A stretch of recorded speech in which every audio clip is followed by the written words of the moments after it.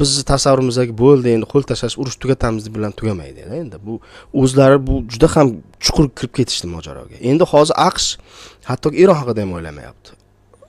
Agarki shu urushga kirishdimmi, endi men maksimum manfaatni olib chiqib ketishim kerak. Maksimum manfaat esa Xitoyning bu hududlardan foydalanish imkoniyatlarini yo'qqa chiqarish. Chunki quruqlik dengiz orqali Xitoyning tashqi dunyoga chiqish nazorati ostiga olib bo'lingan AQSh tomonidan, quruqlik orqali esa mana hozir endi tayyor imkoniyat bo'lib turibdi. Eron ular uchun darvoza edi Xitoyga.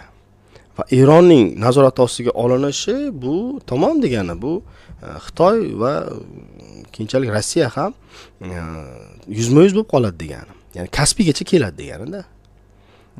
Kaspiygacha keladi va bu Kaspiygacha keldi degan tamom bu quruqlikdan o'tadigan asosiy yo'lak nazoratga o'tdi degani.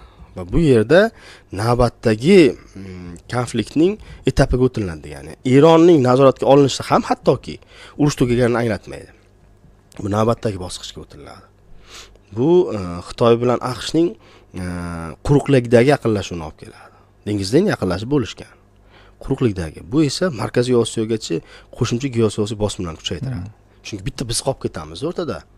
AQSh bilan Xitoyning o'rtasida tepada Rossiya, bu yoqda Xitoy, bu yoqda AQSh. Hozir Eron turibdi shunda.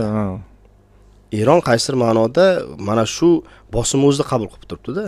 Agar bu undan keyingi bosqichga o'tadigan bo'lsa, bizga qo'shimcha ortiqcha juda ham katta geosiyosiy bosimlarni olib keladi-da bu.